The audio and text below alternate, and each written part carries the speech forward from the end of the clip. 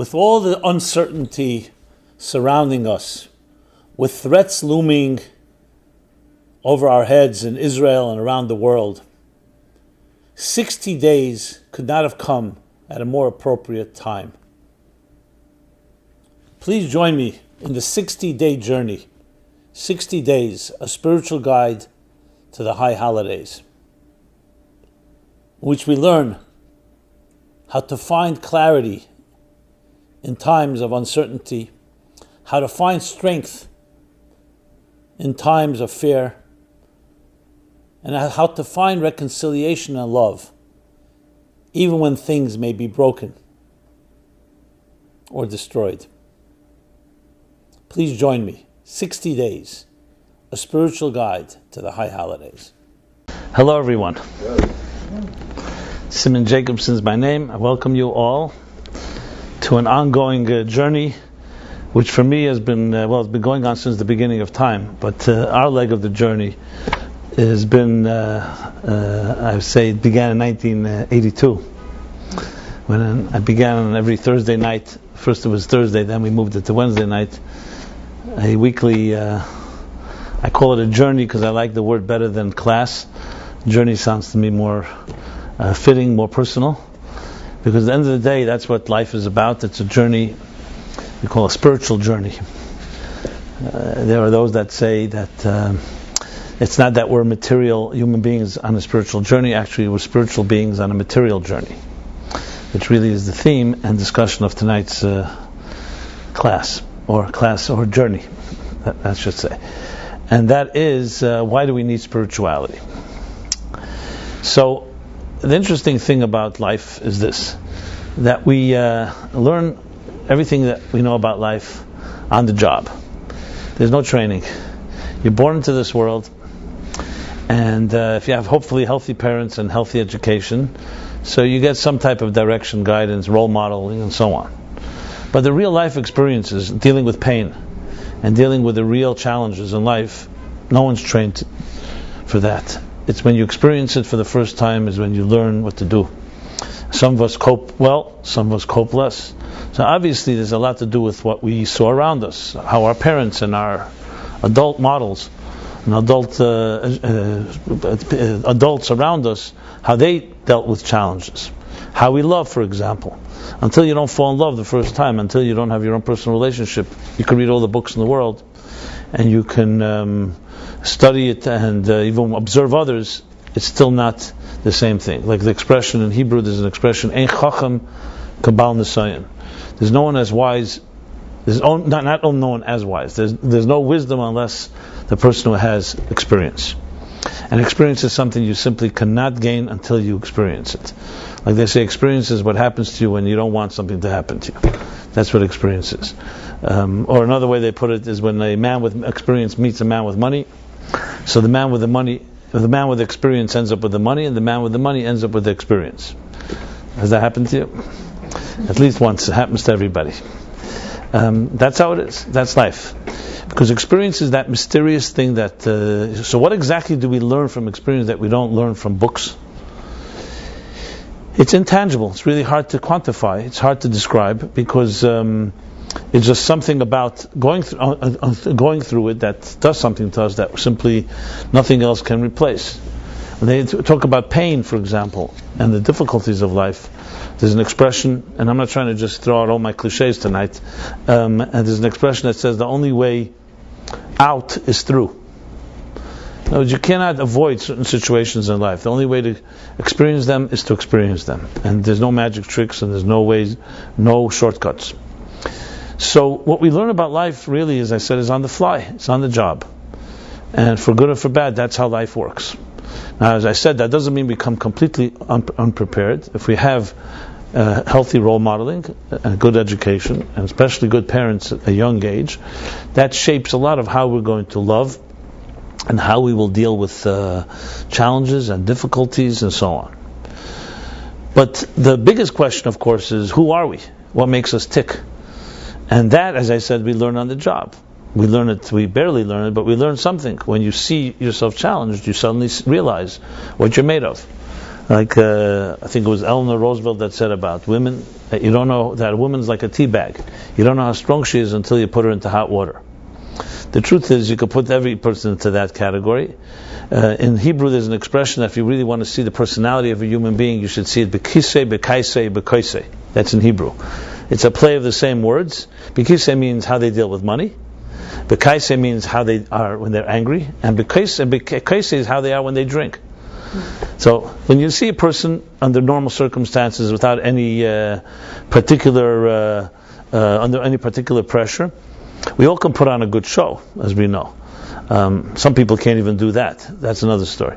But many of us can put on a good show. It doesn't mean it's the real you. It's what you put on. The face, the mask we all wear, the different masks we wear to fit into different situations. But when there are things like, when it comes to financial matters, when it comes to anger, when it comes to liquor, these things usually expose more about a person than you will see in regular so-called circumstances. I'm not suggesting it's only those three. That's just an expression that some of the sages use. The truth is, anything that is an unnatural situation, when you're suddenly thrown for a loop, when you're not prepared, spontaneity, you go to a situation that you weren't planning, how you behave under those circumstances. And that's when we usually learn most about ourselves. So it's again another interesting irony that you learn about yourself most when you're not prepared, when you're not ready for it. Because when you're prepared and you have it all planned, then obviously you're just going to write the script. When will the true you emerge is when you don't write the script and you have to just suddenly improvise. And either you have the tools or you don't have the tools. And even how we avoid situations. Some of us don't like at all anything spontaneous because we avoid anything that may expose vulnerability or expose indecision or anything like that. And especially in our world where dog eats dog, we often have attitudes, we know people take advantage and exploit us. So definitely we are very much wary and on guard, and we're constantly always vigilant and antenna up to make sure that we're not hurt. So clearly it's definitely not showing the true you, that's showing the you that protects yourself. So when we enter into any given situation, into a relationship for example, for the first time you meet somebody new, or given any type of new environment, who are you is not necessarily going to be revealed even to yourself. And if someone really asked you who you are, the full you, most of us are not fully aware of ourselves. I would say none of us are completely aware. We have elements that we're aware of. And as I said, usually it's traumatic or difficult or sometimes very beautiful experiences that bring out parts of us that we never knew we had. Sometimes you meet someone who is really an excellent friend, and this person brings out strengths in you never saw before because you didn't have people who cultivated it or people who believed in you. When a person believes in you, often things come out that will not come out when everybody's judging you or mistrusting you and so on, distrusting you and so on. So the understanding ourselves is not a simple matter because, as I said, we come into this world in a way, very many ways, unprepared or seemingly unprepared. Obviously, I shall discuss that that's not the case at all. We have many more resources and tools than we think we have. But at least on a conscious level, it's whatever we get. What's our arsenal? What's our tool chest like? Whatever was given to us, as I said, through our childhoods, our education, what we pick up through trial and error. And that's who we are today. And the journey continues every day. Every day, hopefully, we learn new things. But as we get older, one other challenge is we also, our habits and routines begin to become our patterns. And they become hardened, which also just increases the challenges because a child, far more flexible in many ways, can adjust. But as we get older, and I say, I don't mean necessarily 50, 60, even 20, 30, we are already beginning to, some say at age 7, 8, we have already developed the way our mind patterns function and how we react and our personalities. It may not be so obvious because we're still children, but much has been defined, how we deal with any given situation. So the whole point of Judaism and Torah, and really actually the whole point of talking about God altogether, is really, it boils down to one thing, that you're not a victim of circumstances, and that you're not trapped in any type of patterns or routines, even if you think you are. Because you have another part to yourself, what we shall call the soul, that is not subject to the regular wear and tear and of life that shapes so much of our outer behavior. So when we say that somebody is, let's say, reacting a certain way, that reaction is on a conscious level. The question is, are you forced to react that way? Are you like condemned to a certain particular type of reaction to life simply because you were, let's say, hurt? Obviously the natural reaction, if God forbid somebody grew up in an environment or in a home where, I don't want to use a strong example, where they were slapped again, time and again. So obviously the natural reaction is when someone raises their hand to you, you're going to think immediately, they're not here to help you, they're here to slap you. But does that mean you're condemned to that? Or that means you simply that become a pattern result of reacting to given situations? So what's unique about the human being is that we do have the ability to adjust. And we have the ability to realign ourselves, but there's only one condition. The one condition is you have to dig deeper into deeper resources. So when we talk about the soul and spirituality, it's a word that's used so often, but sometimes, like all terms, can be also misunderstood or meaningless, frankly, until you really define what the word means. And one of the best ways to define terms, just for the record, is through a process of elimination, by defining what they're not. So it's like when you don't understand, let's say, a given situation, you may not be able to explain something you don't understand, but you can explain the contrast what you do understand. And sometimes through extrapolation you can come to and say, okay, it's not this and not this and not that, and then you begin to get some grasp of what it is. And this is really true about all real things in life. Because the true things in life, the true forces that shape our experiences, are not obvious to the naked eye. As I've just been describing, most of our reactions, why two people react differently if they're insulted, or why two people react differently when they're vulnerable, or when they're in a loving situation, or when they drink, or when they deal with money, or they deal with anger, is the outer. Those are symptoms that we see on the outer level. What are the forces beneath the surface? They're not visible. So how do we even identify them? In other words, you can say is what really constitutes a good therapist, or a person who's a real expert on the psyche. No one has seen a psyche. Just because somebody went to school and studied and has a degree doesn't mean they didn't see the psyche more than you and I did. You can say a mechanic, even a medical doctor. You can say, okay, they've studied the body like we have not, so they can tell us things. But what about the psyche? No psychiatrist or psychologist has ever seen the psyche, no matter how many schools they go to.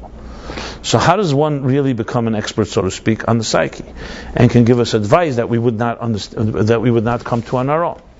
So one example given for this, I've used this example very often, which is also an example, interestingly, can also be used in a completely different school of thought, but which has, as often the case when you dig deep, different sciences have very many similar concepts. The same similar ideas when it comes to anything that we call the quantum mechanics, subatomic world. So nobody's ever seen an atom. We talk about atoms all the time, and I say atoms, not atoms, atom with a T. And we talk about subatomic particles. And technology today would not be possible were it not for the manipulation of things on a subatomic level. The same thing we talk about the genes and the DNA of a human being. These are all invisible elements. Nobody's ever seen them. Certain things you can see, but there are certain forces that are simply beyond the scope of any instrument.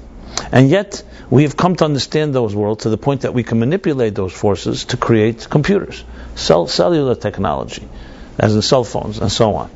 And the question is, if nobody has ever seen that inner world, how are we able to do things with it? So the answer, which really is one that emerged in the 20th century when quantum mechanics was developing, and you can apply the same thing to psychology. There are even there are books like The Quantum Mind, The Quantum Brain, that talk a lot about the unconscious. But above all, as I'll soon explain, this is all the 20th century in modern science. In Judaism, in Torah, in Kabbalah, in mysticism, it's discussed in texts that go back over 1,000 years. So what is the thing? One of the approaches to this is called extrapolation. You cannot observe something directly, so you have to observe it indirectly. Like I said, through a process of elimination. So I'll use an example. I use this example often. I don't know if I saw it somewhere or I just came up with it. I don't even remember at this point. But think of an imaginary wall shrouded in darkness. Okay, and you can't touch this wall, you can't approach it, and you can't shine any light on it. That's just the hypothetical we're dealing with. Is there any way for you to figure out what this wall looks like? What shape it's in? What does it have? Is it a straight wall? Is it a flat wall? Is it a jagged wall, etc.? So, if you can't shine a light on it, it means you can't see it. You can't go over to it and touch it. So, would there be any way for you to be able to measure this wall? And the wall is just an example. It could be anything. And the answer is yes. You just need a little innovation. What you need is ask for a rubber ball.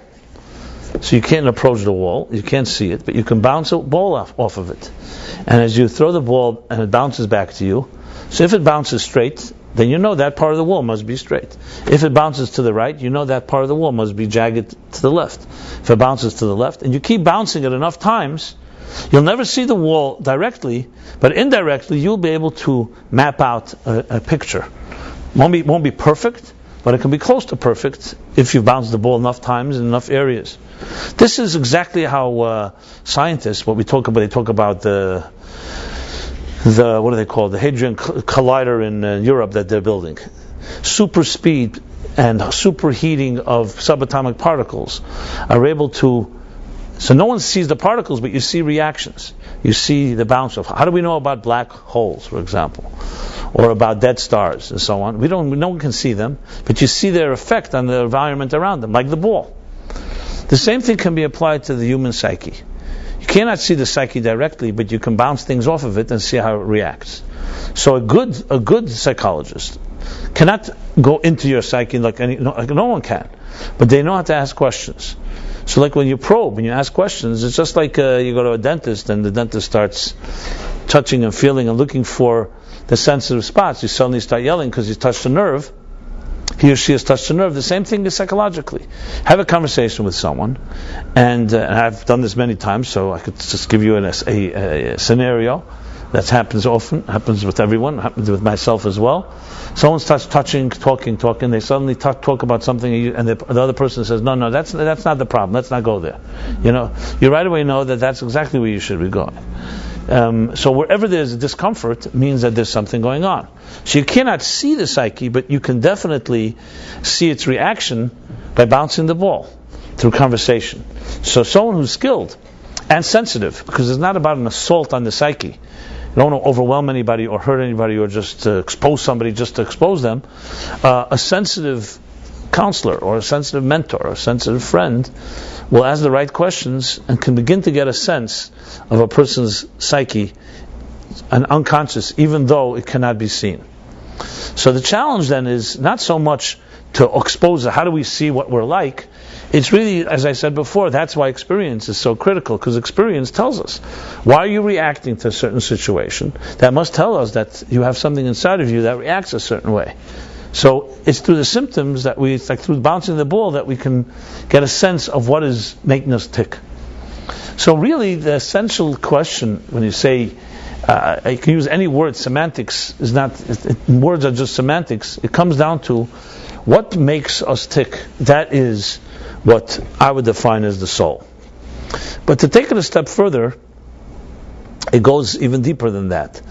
For example, when you look at a musical notes that a great composer has written, so if you're not unable to read music, so it looks like gibberish, a bunch of squiggly twists and things. It's a foreign language.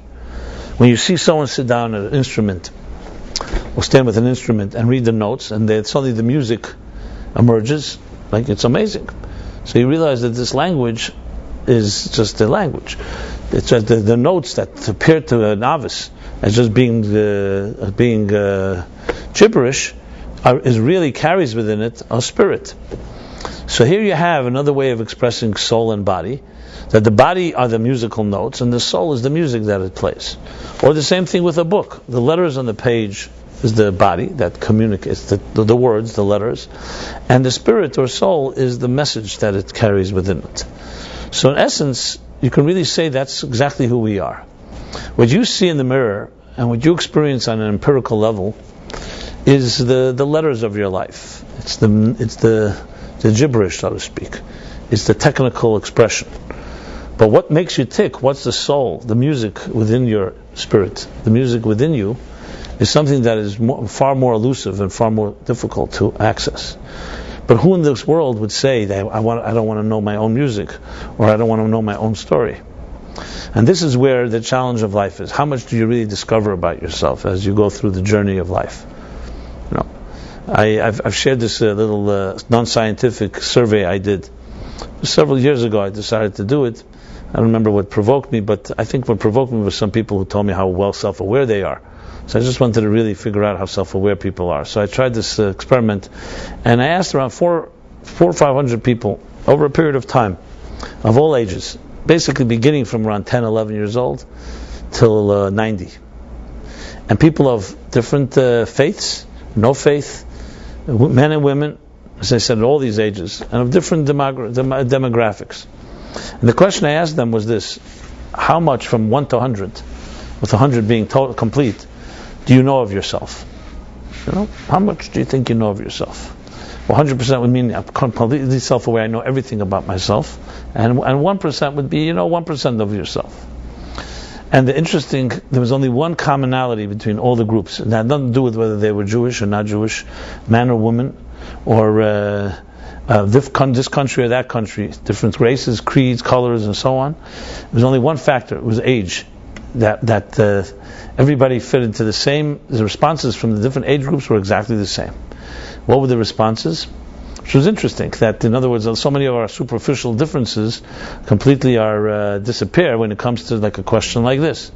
The difference was very simple. The younger the age, the more the answer was, the more they knew about themselves.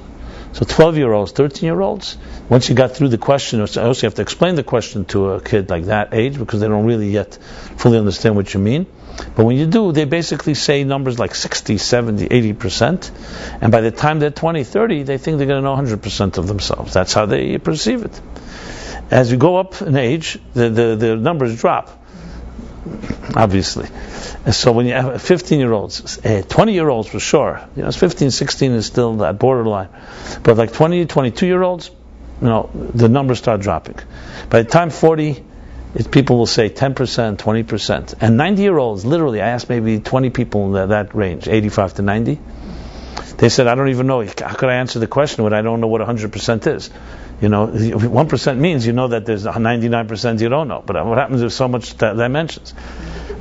So the interesting irony, the older they were, the more experience, and the more they should be aware, the less they knew, the less they would acknowledge. Not because they knew less, but because they knew more, obviously. It's a simple equation. After finding the results, it was obvious to me, because as you climb the mountain, the higher you go, the more you realize how little you know. It's not that you come to the mountain, top of the mountain, and say, oh, now I figured it out, and then you see the real horizon. So who sees the widest horizon? The people who've experienced most, who've gone through life, and they see the mysteries of life. And this is not to say that people are older to have no knowledge. On the contrary, knowledge itself dictates how little we know. And it's not in any way undermining, saying that the fact that we know so little doesn't mean that what we know we don't know. It just means that the vast reservoir, oceans of knowledge are so enormous that it's just endless. I don't know if this is a fact or it's urban legend or whatever it is. The debate goes on. I can't figure it out on Google. You search for this, you'll see everyone argues. But basically they say that in 1898, the U.S. patent officer, the head of the patent offices in the United States, resigned. As I said, if this is a true story or not, it doesn't matter. The point is a good point. He resigned because, and his reason was, because by 1898, so we're talking 115 years ago, he resigned because he said everything that could be discovered has been discovered. So there's no point of having a patent office anymore. Now, I don't know if you know the submissions to patents from 1898 till today is not only a little more. That more patents were registered in the last century, maybe by 1,000-fold before 1898. But that was his conclusion. Why? Because in 1898 it was really at the end of the Industrial Revolution. The steam engine was discovered, electricity was discovered, film was discovered, even the beginning of movies. The automobile, not yet, but it was on the edge of these technologies, and basically it was a magical time. and no one denies that. But he came to the point, he thinks, how much more can be invented? Now, we didn't have Einstein yet, we didn't have the theory of relativity, he didn't have the computer technology and what we have today, the internet. I mean, so no one's going to make this statement today. So you'd think, you know what? If in 1898 somebody thought that in 2013, for sure, by now we for sure discovered everything. No one will ever say that. Why? Because the more discoveries doesn't teach you that you know more, it teaches you that you know more, but you also know there's how much more there is to know. No one can predict, for example, how many subatomic levels there are. We know today once there were elements, then there were molecules, then there were atoms, and then there were subatomic particles, and now we know they're subatomic. How deep? How far down the rabbit hole can one go? Who knows? All we know is that it's clearly more than we may ever imagine. And the same is true with ourselves. So to apply this to ourselves, because in Jewish thought you see science, like quantum mechanics that I'm referring to, and psychology go hand in hand. It's the depth of what existence entails. As a matter of fact, in Jewish mysticism, there's a concept, beautiful concept, it's a very eloquent, poetic concept. It's called microcosm, macrocosm. Like a hologram. Everything is everything. What that means is that we are a microcosm of all of existence. There's an expression, Elam Katan Zeldam, a human being is a small universe. And the universe is a large organism. Now, before the modern science, you'd think this was a nice, poetic statement. This is actually factual today. You ask any scientist, they will tell you, when it comes to DNA or subatomic particles, that the same atoms everywhere are the same way. So everything, even in the largest universes and the smallest speck, are all made up of the same components. And no one understands why, but it just demonstrates an unbelievable unity, which for science really means that everything began in one source. Because how could they all be that way? That means there weren't parallel tracks, they all began in one thing. So it's so obvious that human beings are all going to be similar because we began with common ancestry. So all this leads me to this. Why am I saying all of this? Because this thing we call the soul, the thing we call spirit, is really the core essence of who we really are. But we know so little about it. What we know is only the outer symptoms, how we react and how we live our daily lives. Now, add to the equation the fact that most of us are consumed on a daily basis with survival. That's our lives. We are consumed with survival. What is survival? Survival means making ends meet. Our jobs, paying our bills, trying to acquire something that we want. We have the basic needs. Most people, everyone is aware. Nobody needs to be reminded that we are physical human beings with basic human needs. Needs like food, shelter, the air we breathe. Those are very physical needs. Clothing. And then there are more ethereal needs. We'll call them things like acceptance, respect, love, intimacy, companionship. We all have many dimensions of those needs. Some of these needs are real needs, some of them are perceived needs. This part of our lives, almost everybody is aware of, because that's what we pursue on a daily basis. If you were to make a list of what it is that you feel you need, just look at what you're involved in and what you pursue. Then there's the whole other dimension, which I'm submitting here, is far more vital than the first half that I just described of needs. And these we shall call the transcendental department, the transcendental needs of a human being. These all fit into one category. Anything that is not part of the monotonous routine. We are not satisfied with just routines. We need, some people call it escape, some people call it nourishment. You can call it whatever you like, but it fits into the category that it's not just surviving. In other words, even if you can make ends meet, pay your bills and have a roof over your head, will that satisfy a human being? The answer is no. Now, we satisfy the transcendent dimension in us through different ways. It can be satisfied through travel, through hobbies, art, music. Music is a big one today. Music is a perfect example where people want to unplug, disconnect or something, or just get out of relieve themselves of the monotony. They plug themselves into music, you put on a headset, and you swim in other waters. Travel, vacation, and obviously romance, love, sexuality, and of course spirituality, religion, faith. These all satisfy what we'll call the transcendent needs. They're far more sublime, not as tangible, like food and drink and shelter. And they're, as I just said, even more important than the material ones. Obviously, without food, a person can't not live. But without purpose, or without deeper meaning, or deeper soulfulness, we are like zombies. So we do all kinds of things to stimulate that part of ourselves. Unfortunately, or sadly, this also takes on shape. Sometimes we do things that are not healthy for ourselves. Anything to get a high. So a person who's like wandering in the desert and hasn't drank water for a long time will drink whatever comes their way, whether it's toxic or not. The same thing with ourselves. Today we live in a fast food age, instant gratification, and hence so much addiction. Addiction, whether it's to alcohol, or to drugs, or to gambling, or to sex, and so on. Why? Because addictions are usually a sign. Addiction, as I point out often, mediocre people have mediocre addictions. Passionate people have passionate addictions, and far harder to break, because there's a deep need inside what I'm calling the spirit for nourishment. And if it doesn't get it in a healthy way, it's going to find it unhealthy. Whatever comes its way. And unfortunately, the unhealthy is far easier to find and far less responsible. The healthy form of nourishment on that level requires commitment, requires a price to be paid. So if you can get away, or think you can get away by not paying a price, it's far easier. You can just drop a pill, or do something, just press a button, and satisfy so-called, or at least allows you for a moment to relieve your, whatever it is that you're trying to free yourself of. Obviously, many of us will gravitate to what they call the short, long road. In the Talmud, there's a story of a man traveling on a journey, on a road, and he comes to a crossroads, and he asks one of the children there, he says, so what's the way to the city, Jerusalem? And the little child, who's a smart child, said, well, this is the short, long way, and this is the long, short way.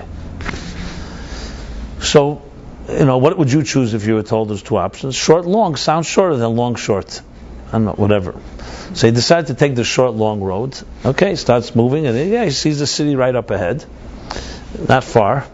But between him and the city, the roads are overgrown with thorns and bushes, and he spent all day, got all scratched up, and never made it. So he came back to the crossroads and says to the child, he says, you told me it's a short, long road. He says, yeah, I said short, but long. So he takes the other road, which is the long, short road. And the long, short road is far longer. You can't see the city up ahead. It takes time till you travel, but it's a clear path. So technically it was longer, but shorter. And this is really the two options that we have in life, especially today. Most of us, I would say, would choose the short, long road if you had the option, because it's shorter and you have no patience. But anything that's real in life always requires two things. Number one, a process, and number two, for it to emerge. These are two words that you can memorize, because these are words that are slowly becoming extinct in our time, because we live in a highly industrialized world, a highly mechanical world, where today we are not in touch with those two elements of process and emergence. Just give you an example. In New York City, you can go any 24/7 and you get yourself any food or fruit, in season or no season. We don't even know what seasons are. We don't live on farms. We don't even know how farms are dependent on the rains and the seasons. You can get anything you want, you press a button, which creates a certain desensitization to the natural elements. So yes, it's a gift in a way. We live in this comfortable life where everything is at your fingertips, but I get out of touch with the process. When people in the agricultural age, agrarian societies, they lived on a farm. They were in touch with their sustenance was dependent on a process. You planted seeds. There's no way that seed can grow quickly, no matter how many what do you call it? Tranquilizers is not the word I want to use. Steroids is the word I wanted to use. You implant. It takes time for a seed to bud. So there's a process. Now, processes today as well. Every child needs to go through a 9-month gestation period. So yes, the miracles of medicine have allowed us to be able to, if a child emerges earlier, 6 months, 7 months, it's even 5 months. But that's not what you want. That's in case of emergency. But a child needs to go through a 9-month gestation period, all of us. And no one is born an adult. It takes time to become an adult. Nobody has yet figured out a short, long road for this. And the same thing is in love and relationships. Anything that's true, anything that's real in life always requires a process that's not in our control. And the second thing, that things emerge as opposed to us acquiring them. So we're in a world of acquisition. You want something, you go ahead and buy it. You go out and get it. But the two things called emerging, that something emerges, like a fruit, like a tree emerges from the earth, or a child emerges from the womb, or an adult emerges from adolescence. And the second thing, process, are the critical tools necessary for anything real in life.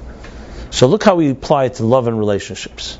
People date, and today everything is fast. There's already a relationship, there's a commitment, there's already intimacy, quick, and so on. And like anything, they say, if it ignites quickly, it usually burns out quickly.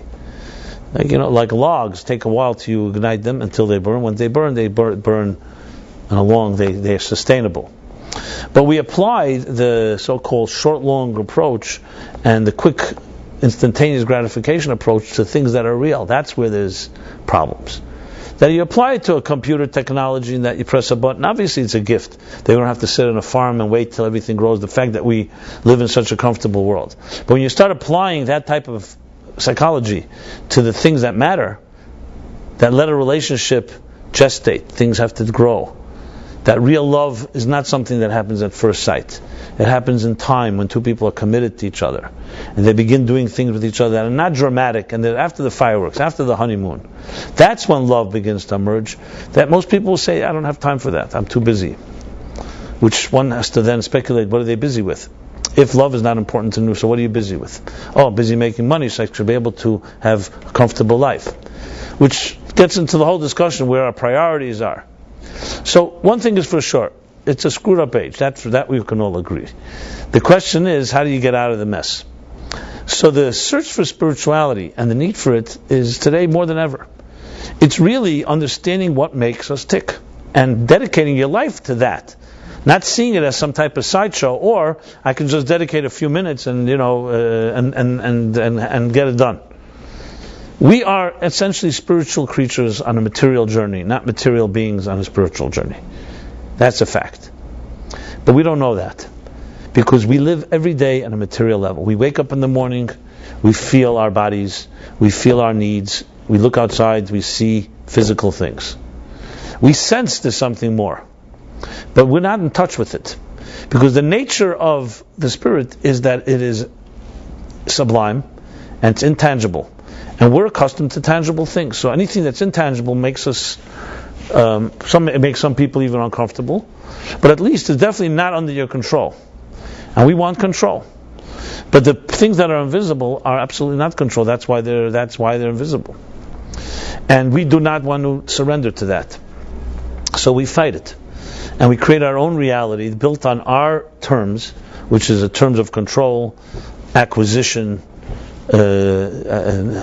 I want it now.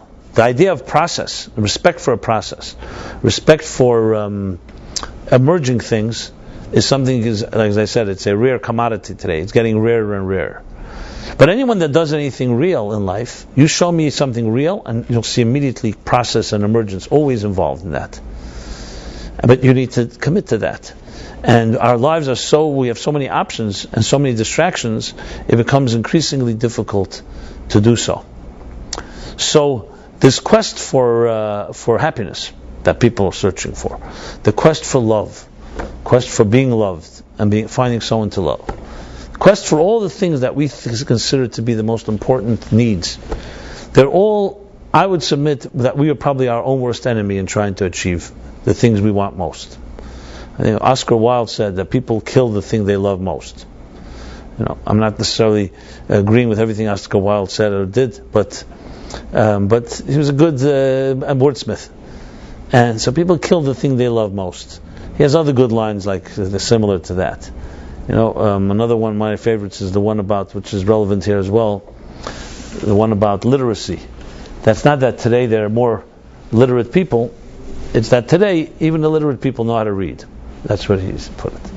So, because again, it's not about knowledge and how much information you have. There are people that are filled with facts. They know the price of everything, but the value of nothing. I think it's another quote of his. I don't get caught in those Oscar Wilde quotes right now. But somebody said that anyway.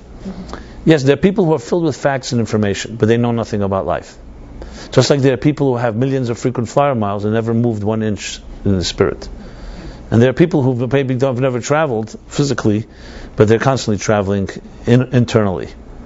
So we live in a world that has a big, big paradox. On one hand, there's unprecedented comforts, breakthroughs, technologies. I mean, it's unbelievable. You press a button, literally anytime, anywhere, anything is available to you today. Information. You don't have to step out of your basement. You sit by a computer. You don't have to go to a library. You can access anything, literally anything. On that end, communications, it's called connections, networking, network. Every computer has network connections. But then you look at another side of networking and connections, and let's call them the personal ones. How has all this impacted our personal relationships? Has it made it better? Worse? No change? Any suggestions? Better, I highly doubt. I don't think anybody's going to say it's made better. Even though today, yes, you can communicate to your loved ones on Facebook or on Skype or on all the stuff. We have all these technologies that has made better our relationships. It's made easier communication. Because a relationship has nothing to do with technology. A relationship is sincerity, and no computer can make you sincere. A relationship is about emes, about truth, integrity, emotional connection, trust. These are words that don't exist in technology. If there's trust, technology will enhance it. But if there's no trust, technology can do nothing about it. It's just like a brilliant mind cannot speak to a bleeding heart. They're two different worlds. And logic doesn't speak to emotions. Simple as that. If you have your emotions intact, then logic can be part of the process. So we have this real dichotomy. 300-400 years ago, even less than that, we didn't have this issue. Everything was slower. In a way, you could argue that probably relationships were probably better because no one expected anything fast, and things had to emerge. There was no choice. It's a different type of approach. That doesn't necessarily say people were healthier, but there's no question that technology, with all its blessing, has also fundamental problems. If you are unhealthy, technology is going to make you more unhealthy. That you can write that down. Because, I always tell this one about, I was driving in a car, and I'm trying to talk to the guy sitting near me, and he's busy. Not sleeping, he's busy with texting. So finally, I got so frustrated, I decided to text him. I texted him, he's sitting near me, and I texted him. And he looks at me and says, why are you texting me? You're sitting near me. So I said, because I can't get your attention. I got his attention. And it was just a good example, Instant texting has now become mandatory, because you need to be in touch all the time. But I remember a time that it wasn't necessarily mandatory, and I don't know if relationships were worse. So I understand that expectations today, since everybody has a mobile, expectations you have to respond. And why not use that gift, so to speak? But what does it do to relationships? I would say it does not help. Just like televisions are known not to have helped marriages and relationships. One of the best advice that any therapist can give to a couple is to get rid of the television in their bedroom. Because it's a perfect escape. Even though people say, let's watch something together. It makes sound like very romantic, But if you're really so romantic, well, why don't you talk together? So you don't have to watch something together. Watch each other together. Now that's too vulnerable. We watch together, that's a good opening. Yeah, I understand. If a couple has reached a point they don't talk to each other and that's the only thing that they can do is sit in front of a tube, fine. But it's basically an escape. That's what it is. It's entertainment. We're not even getting into living vicariously through the soap operas or whatever show you're watching. And I'm not suggesting television is a curse in any given way. It's like any technology. It's neutral. If you got junk in, junk out. That's how it works. If it's unhealthy beforehand, it's going to become more unhealthy with it. That's basically the rule. Or definitely not healthier. So it's like anything in life. Who's in control? What is the word definition of addiction? What's the definition of addiction? Are we addicted to food, for example? We have to eat every day. What is the definition of addiction? The definition of addiction is who's in control. The object or the consumer. If the object is in control, you're an addict. If you're in control, then there's no addiction involved. So we all have needs. The question is if the need becomes the force that controls your life. That's what it comes down to. In other words, basically it's a war for our psyches, for our spirits. Who's going to control your soul? Will it be these distractions, these instant gratifications and all this stuff? Or will it be something that comes from within? Some type of voice or some type of calling. That may be the best word, a calling that defines what you do, and then you wake up in the morning. One of the fascinating suggestions I always give, one of the fascinating, actually it's not fascinating suggestions I should say, one of the fascinating prayers is a suggestion that I often give here, is you want to connect to yourself. There's a morning prayer that's simply very simple and innocuous, like almost meaningless. If we say it with children from young age, it's called Moda'ani. Basically, it's one line prayer that says, Moda'ani lefanecha melech chai v'kayim shachzarta b'nishmasi b'cham l'rab b'amunatecha. Translated into English, it means I acknowledge to you for returning my soul to me with compassion. But let's just focus on the first half. Just few words. I acknowledge for you returning my soul to me. You wake up in the morning, the mystery of a new day, refreshed, hopefully. No one knows really what happens during sleep, but something happens. The way the Medrash says is that the soul returns to its natural place to quench its thirst in the waters, the spiritual waters. That's what it says. And that's what refreshes it. Now again, that may sound poetic, but in truth is, what does science say today about sleep? What they call REM, rapid eye movement, that sleep is some form of regeneration of the cells. We go into a state where the cells get refreshed. No one really knows how, but something happens in that state. So it's not inconceivable to say that this, remember, a corpse doesn't sleep, or it's always asleep. Not to sound morbid. A human being that's alive asleep. Sleep is some type of state where whatever's giving you life is going to some other state that is allowing it to refresh itself, to give you another day. And I'm not going to the science of it, but clearly something like that happens. So doesn't that make sense when you wake up in the morning to acknowledge that?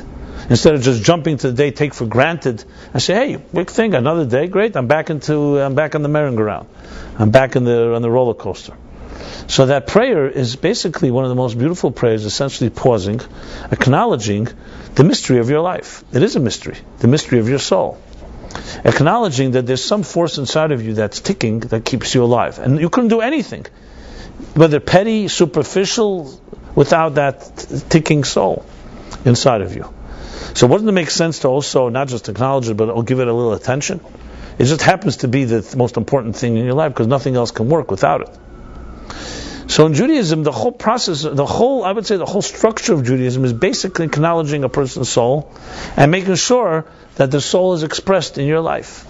That instead of your body being the driver and your soul going along for the ride, your soul is the captain of the ship and your body is the vehicle. Who's calling the shots?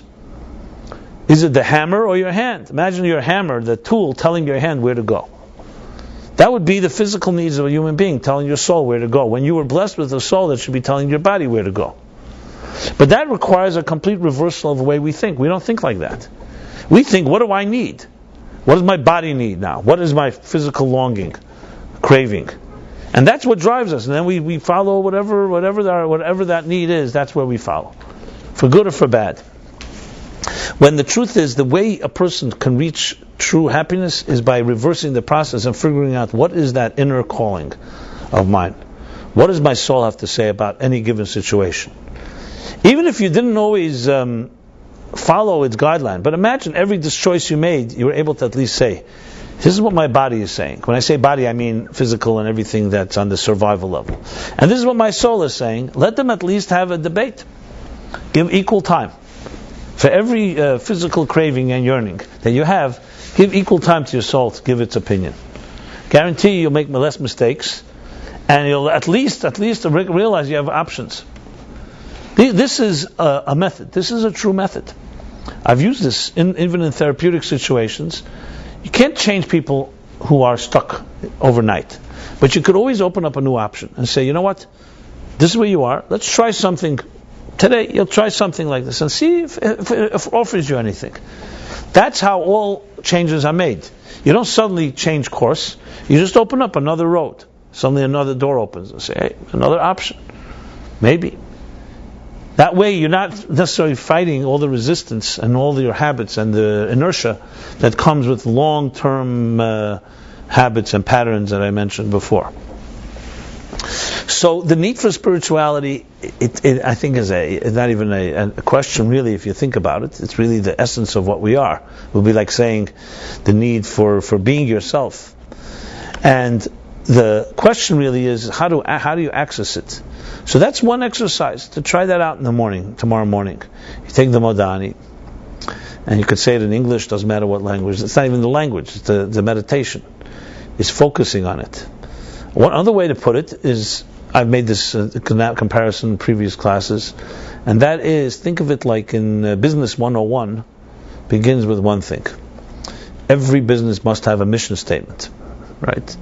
There's no such thing as a business or entity without a mission, or else why is it being done? And it's the mission that is meant to keep everybody honest and on track, make sure you don't wander off and resources aren't wasted and so on.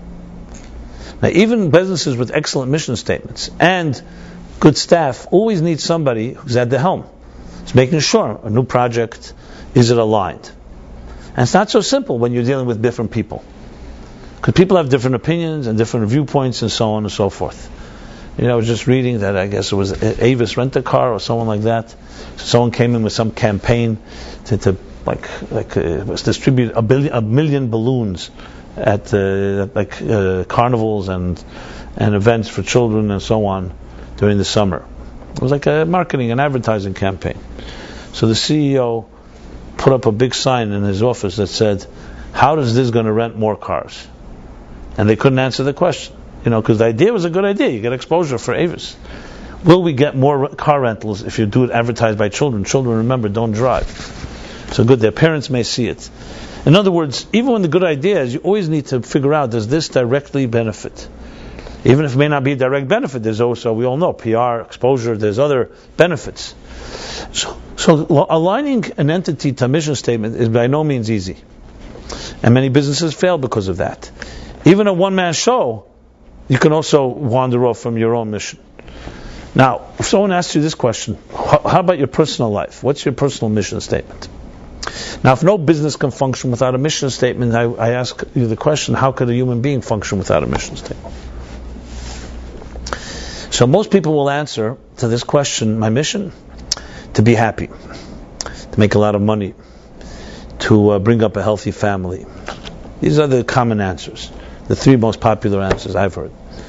But that's the equivalent of a business saying, our mission is to make money, to have happy employees. Is that a mission? Every company is supposed to be making money.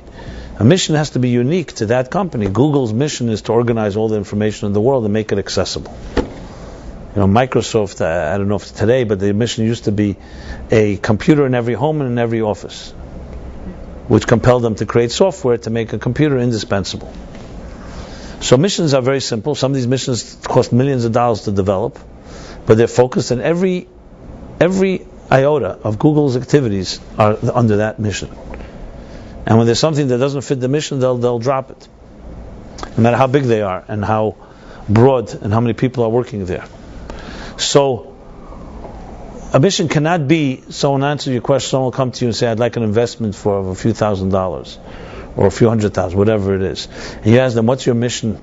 And you start saying, well, my mission is a long story. It'll take a few years for me to share with you, or a few months, or I have several options, or I don't have a mission, and when I'll retire, I'll develop one.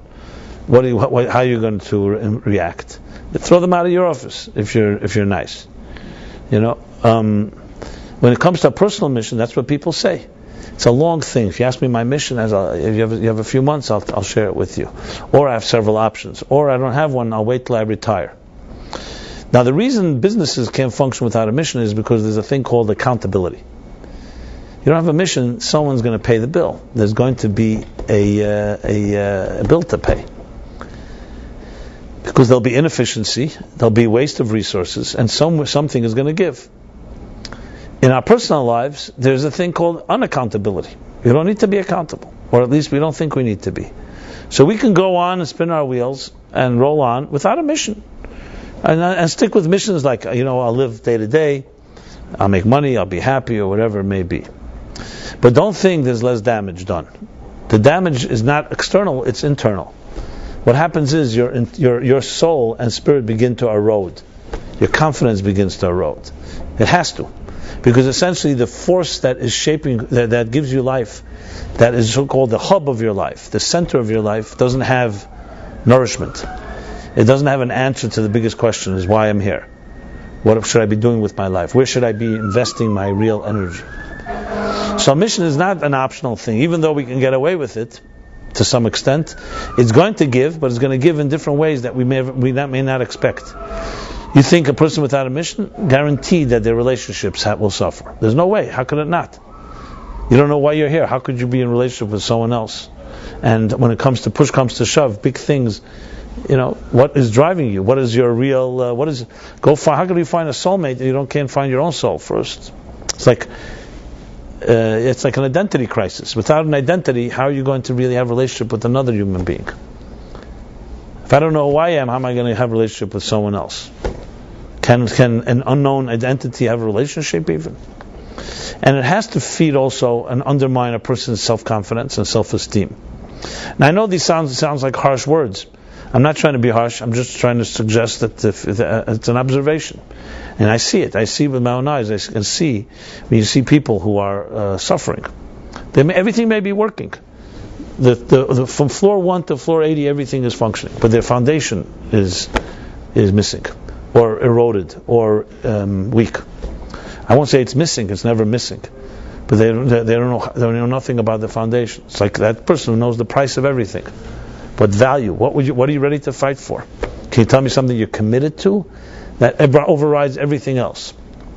Many people in America today cannot answer that question. You ask people what are they ready to fight for? It'll usually be a sports team, or some video game, or something of that nature. Very few will tell you a cause. Now, in a way, it's a blessing because we haven't had to fight a war on the soil. So what happens is we tend to lose crystallization of our value system when you don't have to fight for it. So that's a blessing in a way because we don't have to fight for it. But the curse of it is, so then what happens? What's left? Where is the focus? Now, I may be sounding harsh or critical. It's not my intention. I'm just trying to really speak bluntly about this subject because it really is. It's your life, my life is at stake here. Spiritual life, that is. That is the soul at work. The soul is about your raison d'etre, your purpose. I mentioned before the music within the notes. So the notes we all have. We go through our emotions. We go through the behavior we have. The question is, what is going on inside that soul of yours? Now, the interesting thing is that the mystical teachings, they teach you that just like the body has parts, and just like an X-ray or a CAT scan will give you an imagery of what your inner skeleton looks like, so we can get actually images of the inner workings of our physical bodies, that so is true with the soul. The soul also has parts, and there are books that actually map out those parts. So your soul or my soul, we have parts in it. And certain behaviors nourish, just like certain foods and vitamins and minerals and chemicals feed different parts of your body. Other stuff poisons or toxifies those parts of the body. The same thing is with the soul. There are behaviors and actions that feed the soul, and there are actions that hurt the soul. Imagine we went through an education that taught us that taught us what your soul looks like, through extrapolation, as I said before, but also taught you, here are the things that will nourish your spirit, and here are the things that will hurt your spirit. If we were taught this as children, what would our lives be like today? But we're not taught. So what happens is we grow up, and by default we, as I said before, experience usually trial and error, and without much direction. Because it's the blind leading the blind. Not our parents, not our educators have very much of a snapshot of the soul either. Just look at their own lives. So what happens when you don't have the snapshot? Who's in control? Whatever craving, whatever whets your desire, whatever lust, seductive force, distraction, stimulates your senses, that's what's going to get your attention. That's how it is, because there's no other navigator. There's no other force. There's no compass, and there's no other calling that is dictating what we should be doing. Now, after all this so-called, I guess again, harsher talk, the key thing to remember is that it's not all hope is lost. The key thing is to have that awareness and know that you do have this voice inside of you all the time. And this brings me to a statement in the Talmud that says something very powerful. That when we are in our mother's wombs, surrounded for 9 months by the embryonic fluids, so just like the fetus, the developing child, is protected physically, all its nourishment is cared for, everything. Fetuses do not get sick usually. The mother's enzymes and everything protected. Obviously, there are all exceptions, just like in any given situation. But a healthy child for 9 months does not have to eat its own food, does not have to drink anything, doesn't have to breathe, and survives. So the Talmud says the same is true with its spiritual and psychological development. Just like its physiology is protected and grown for 9 months, the spirit is being fed with all the information. I could say, using a modern world, all necessary information is being downloaded into our souls during those 9 months.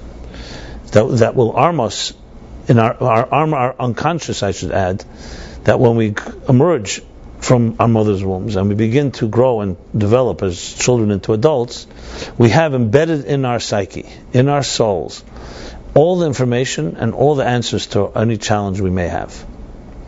Think about that. That's a pretty powerful statement.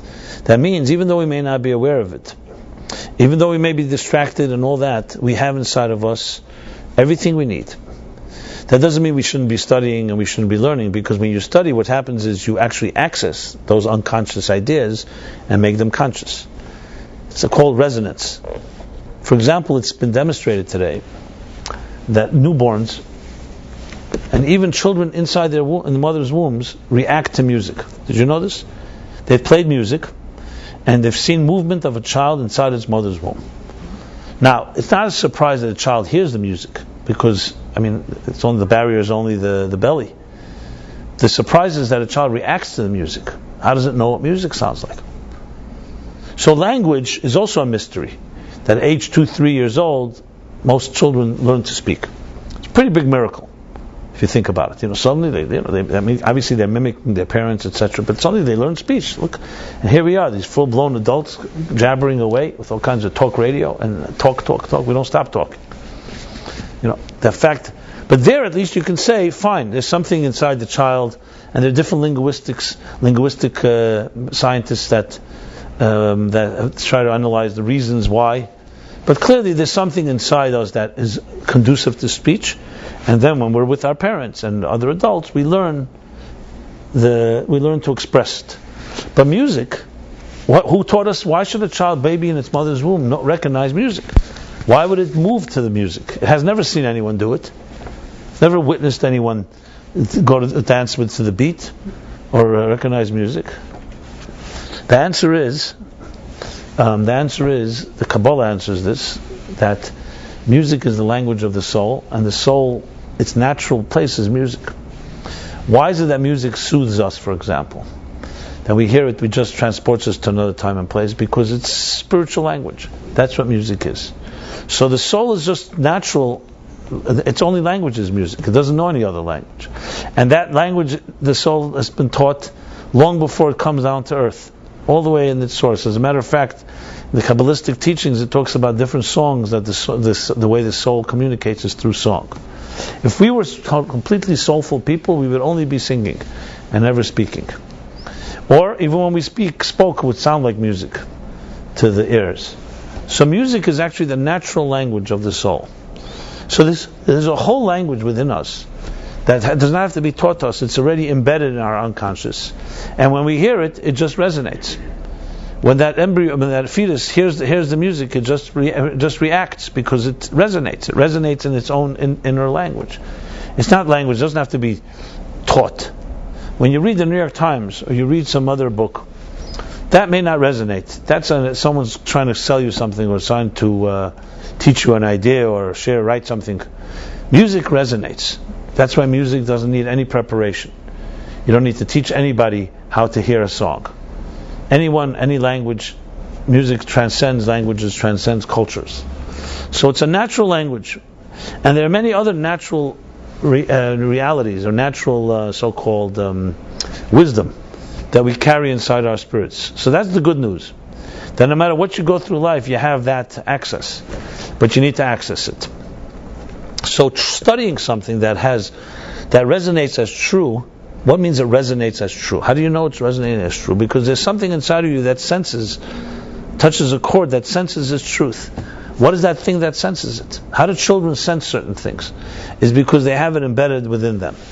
So why is this good news? Because at the end of the day, we do have, if we want to access, we have what it takes in our own spirits to be able to grow, to be able to recognize what is right and what is wrong. So what is the problem? The problem is we have a whole bunch of other turbulence and distractions and noise that doesn't let us hear the music. What happens when if someone's playing a beautiful tune on a violin, but the rush hour or extracurricular sound, what will happen? It'll drown out the music. Not that the music is gone, but you can't hear it. So in a sense, what's going on is that our senses, our sensory stimulation really doesn't let us hear the more subtle sounds within ourselves. Which is why you'll find in every meditation or any type of concentration, they always expect silence. Shut down. Push everything out of your mind. Because without that, nothing else can emerge. Because all those distractions are basically keeping you busy, stimulated, and so on. So the ability to just shut everything off and so-called unplug and allow yourself to experience a voice that you usually will not hear is the essence of a spiritual experience. So imagine if you were able to shut down your 5 senses right now. Your eyes, your ears, your taste, touch, and smell. Try that exercise when you have a moment. What are you left with? So initially the concept can seem very foreboding. You may think you'll disappear. But in fact, you won't, because you don't need your senses to experience yourself, you see. Your eyes are to see others. You don't need eyes to see yourself. Even if you like to look at yourself in the mirror. You don't need ears, taste, touch, and smell to experience yourself.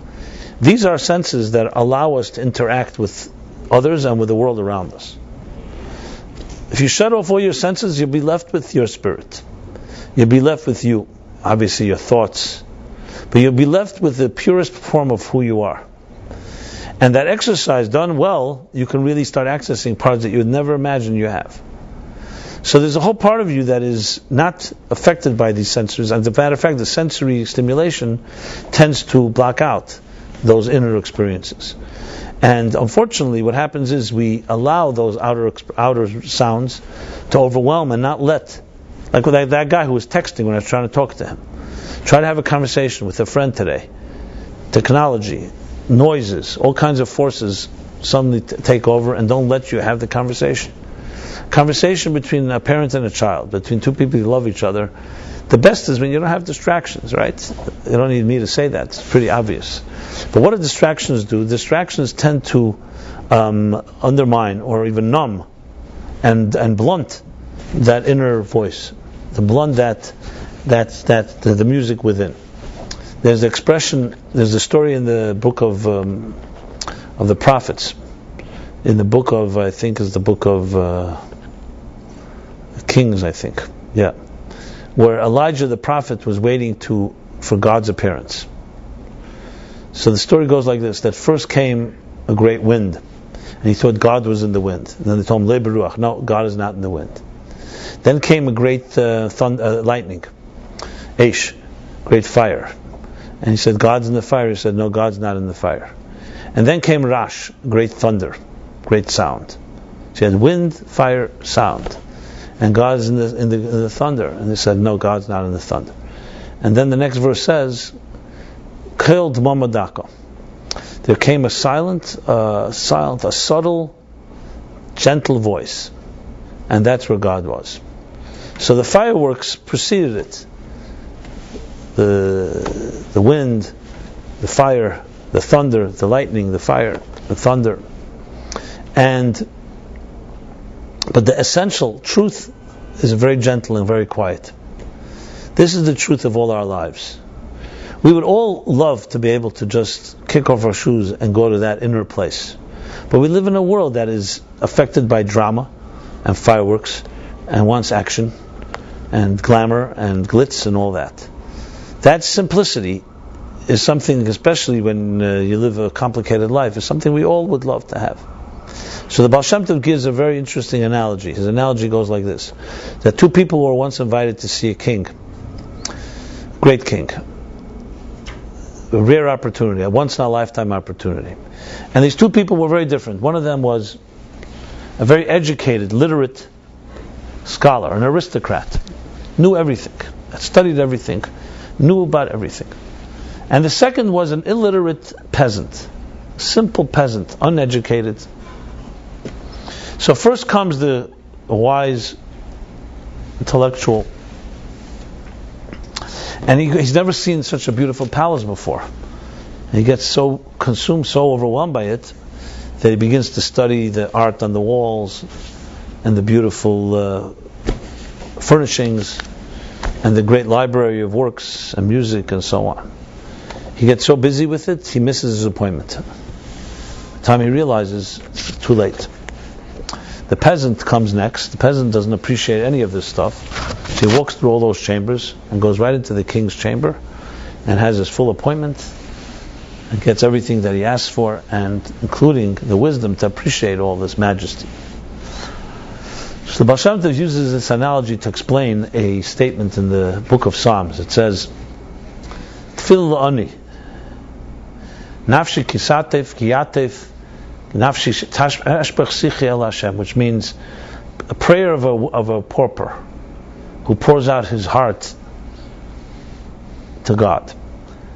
So the question is, why a pauper? Why, when you pray, should you be like a pauper? Why not like a prosperous person? You're standing before God. And his answer is because if you come with all your literacy and education and so on, you get distracted by the stations and you'll miss your destination. So in Judaism, there's much talk about, people ask often the question, what does Judaism have to say about the stars, about astrology, horoscope, about palm reading, about face reading, about all the different type of... There's plenty of talk about it in Kabbalistic works, but nobody pays much attention to it. Why? Because that's the stations, and you don't want to miss the destination. These are all the glitz. Yes, of course stars have mystery and they have power and so on, but it's not the source. It's a station along the way. It's like God's fireworks. But if you want to connect to the essence itself, you need to suspend all your awareness and just stand like a child, naked like a child, in the sense where you're completely innocent and pure and vulnerable. That's where real truth emerges. But we live in a world that is not so easy to be that way, because if you're vulnerable like that, people will exploit and take advantage and misunderstand. So obviously, this doesn't mean that you can just access it at will. You have to find the right people where there can be such trust. But that's ultimately the essence of what makes somebody really happy. Now, if we all can crave for something like this and just dream about it, but Judaism and the Torah teaches you how to access it. First thing to know that you have it inside of you. And you don't have to be shaped and defined by other people and their expectations. You have all that it takes. But the interesting thing with the divine picture is that doesn't mean we don't have the fireworks and the fire and the thunder and the wind. But those are only those are only sideshows. They're not the core experience. So the core experience is the pure essence of any real interaction. That's what it comes down to. I don't know if any of you remember 2001, the film. One of those films that became very popular. No one really understands the film, to be very honest. It's very abstract.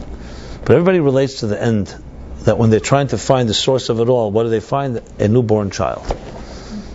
Because when we see a newborn child or we see a young child, there's something about a child that is extremely appealing. Well, you know what it is? It's the pure us. That's what attracts us. Anything that's more pure than we are, or is a pure version of ourselves, has some appeal. It's like finding your beginning. Scientists are looking for the Big Bang. They're looking for how it all began. Well, we all began when we were little children. That's where we began. And those experiences have a way of resonating with us. But then we become these sophisticated adults, and we're busy with all these distractions, and we never really have an appointment with the King himself. That's what the Baal Shem Tov is teaching. How do you reconnect to you? How do you find yourself? And it's often in simple things, very simple. Kol D'Mamadaka. Yom Kippur is that type of day. Silent. Kol D'Mamadaka means the silent, gentle, delicate, subtle voice, you can say. Subtlety.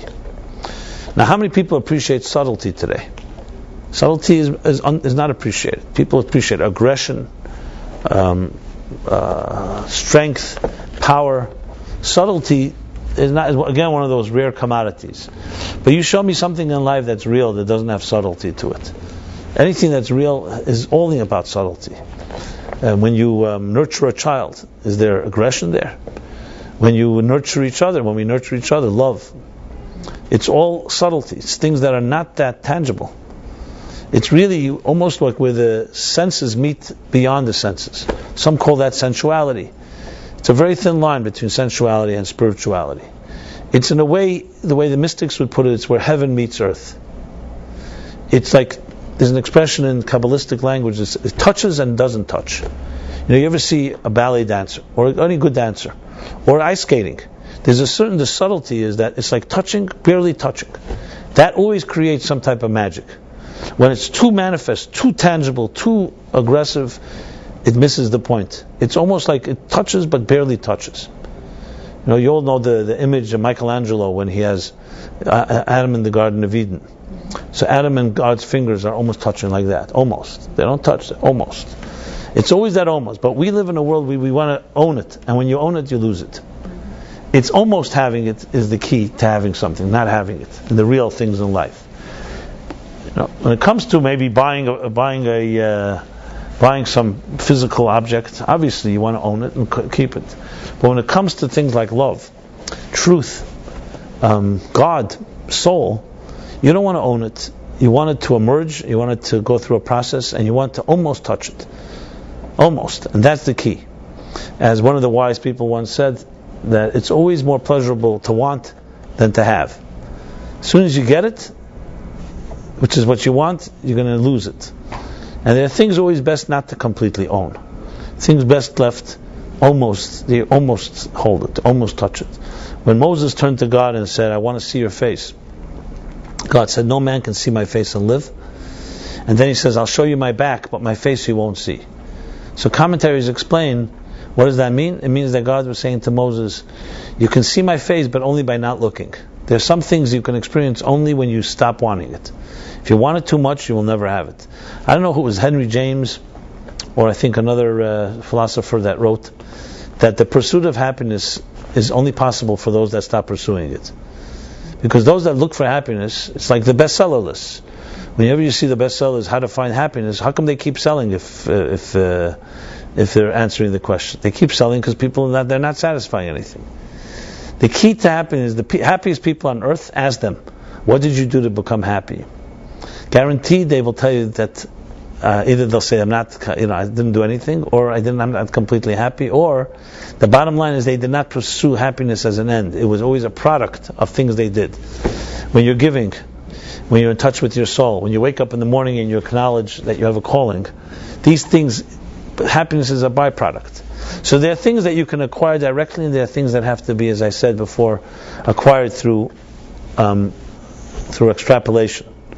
There's an expression, for example, in the Talmud, in the Mishnah, it says, in Pirkei Avot, the Ethics of the Fathers, it says there are 3 crowns. The crown of wisdom, Torah, there's the crown of priesthood, and there's the crown of kingship.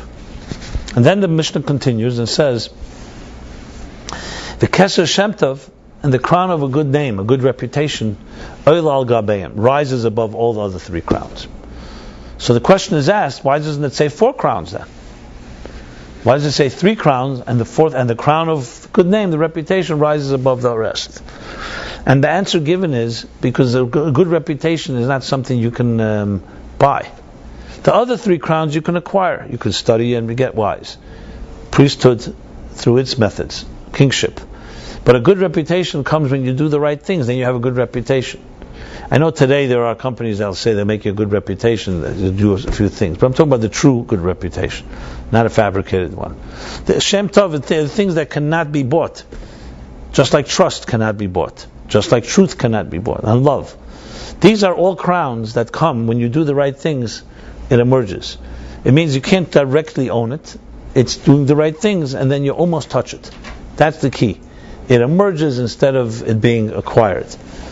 Another example for it is Malchus. When we talk about the sphere, in the spiritual spheres, Malchus compared to the moon. Look at the moon and the sun. You can observe them. They play very significant roles in Jewish thought. So there's the sun. We, as Jewish people, we bless the moon once a month. We're compared to the moon. So at an obvious level, on an ostensible level, the sun is always shining, meaning always a day by day, and it's consistent. The moon wanes. Every night it's in a different cycle. And it goes through cycles. The angle of where the moon shines into the earth. There's the full moon, there's the first of the new moon, there's the first quarter, the third quarter. Phases. And yet, even though the moon is just a reflection of the sun, it has its own mystique, its own haunting mystique. Look at the moon. You find two people who love each other, you'll never find them staring at the sun. You find them gazing at the moon. The moon has its own mystique. Even though you could say the moon is just a mirror image of the sun, it's not a mirror image. It doesn't look like the same light. It has its own pale, certain look. And it has its own power. Besides the power that affects the tides and other forces that the moon affect us, but emotionally. So the mystics explain that the moon represents the paradox that I'm describing here. It represents the soul at its purest. It doesn't have. It recognizes it has no light of its own. That's the expression in the Zohar. Lesla megar moklum. I have nothing of my own. And when you have nothing of your own, you become a channel for everything. When you have too much on your own, like that wise guy that went into the palace, he ended up having nothing. He ended up busy in the chambers. He missed the appointment. When you free yourself of that, of ego, and say, I have nothing of my own, then you become a reflection for everything. You can absorb. When you're a full cup, there's no room to be filled. So you're as full as you can be. So Malchus, or the moon, represents the concept of suspending yourself and recognizing there's something greater than you are, and then you acquire something that is far more than the original source. It's the mystique of anything that is passed on. For example, the Talmud says, a teacher said, he was asked, where did he learn his knowledge from? He says, I learned much from my teachers, even more from my colleagues, but above all, b'talmidei yeshem ukulam. From my students, I learn most. Now, how could a teacher who's wiser than the students or her students, learn more from students than from teachers? Teachers know more than he did. The colleagues know at least as much as he. How could you receive from the person who knows less than you? This is the power of the moon. It's the paradox that when you go out of your comfort zone, there's a dimension that's added that you can never get any other way. So it's receiving from the teacher, that's obviously you're acquiring knowledge. But when you have to express it to students, the students, because you have to explain it to another paradigm, it forces you to dig deeper and forces you to understand and appreciate the idea better than you would hear it from any teacher. It's that type of mystique. It's the mystique of something that is not completely in your control. Studying, you could study. You study as much as you're able. You read, you learn, and so on.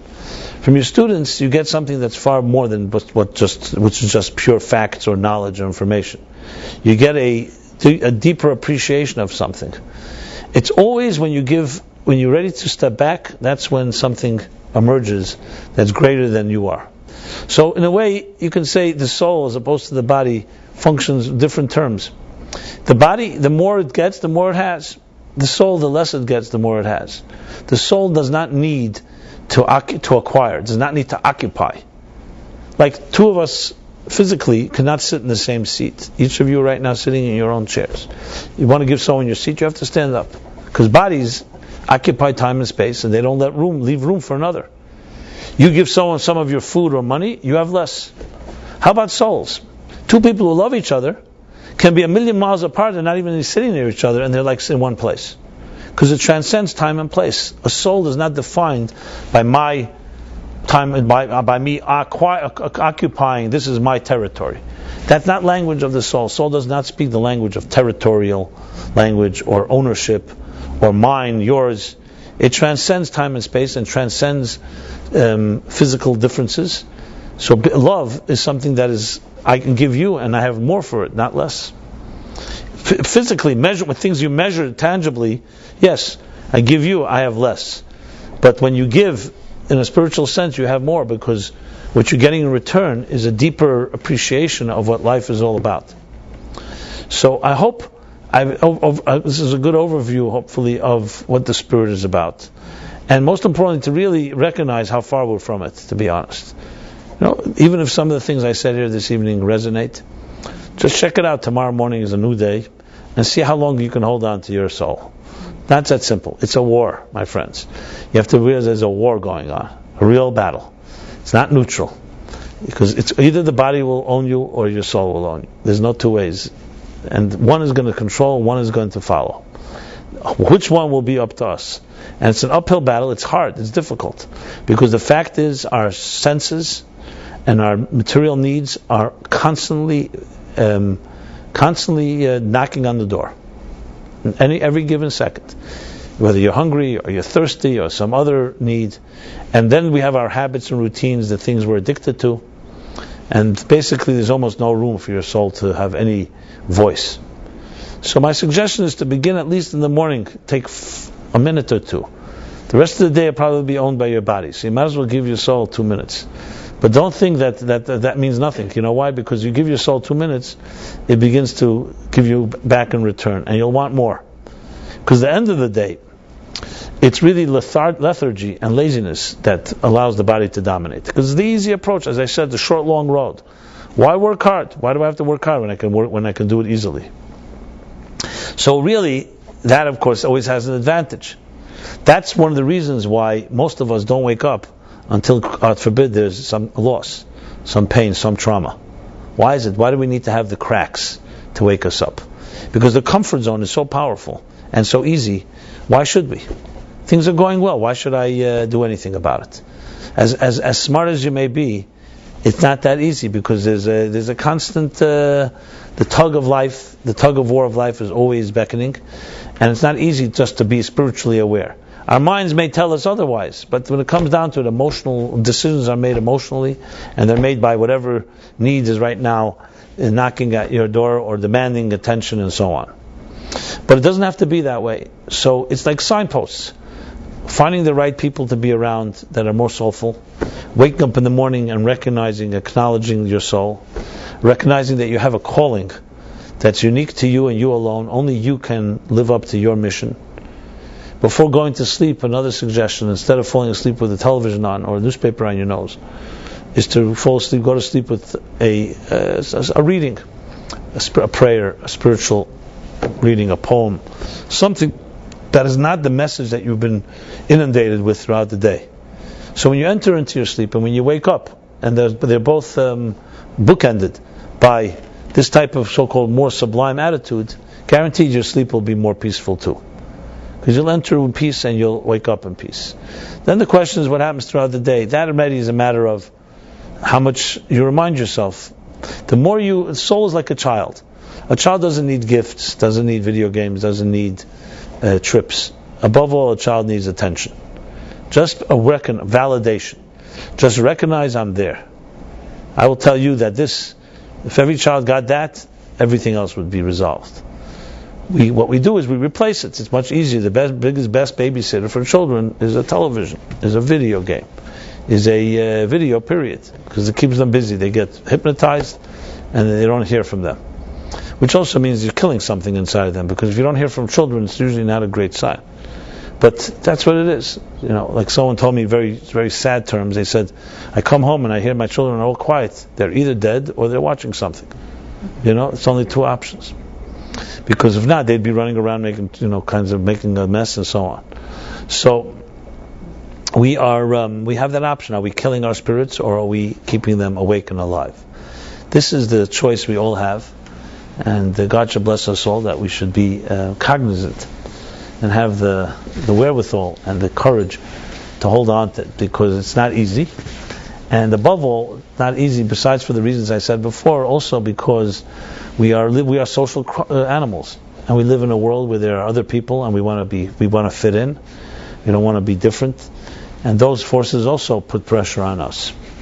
So, my friends, hopefully we can go away and try to begin a new leg of our journey, as I began the class journey, a journey of our souls, and recognizing that we are indeed souls traveling on a material journey, not bodies on a spiritual journey. And with that, hopefully everybody can take this message tonight and tomorrow into the week. Empower yourself and start saying this Moda'ani every morning, and I guarantee you'll have very good results. Money back guarantee. And so, let me just make a few announcements. Philip will be having his class tomorrow night. Philip Namerworth gives a class on Thursday nights with the Meaningful Life Center. Anybody wants information, please call our office. I want to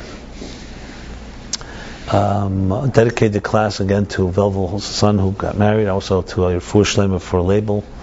Ben, I forgot the mother's name right now, but my intentions are with him, my blessings, my prayers.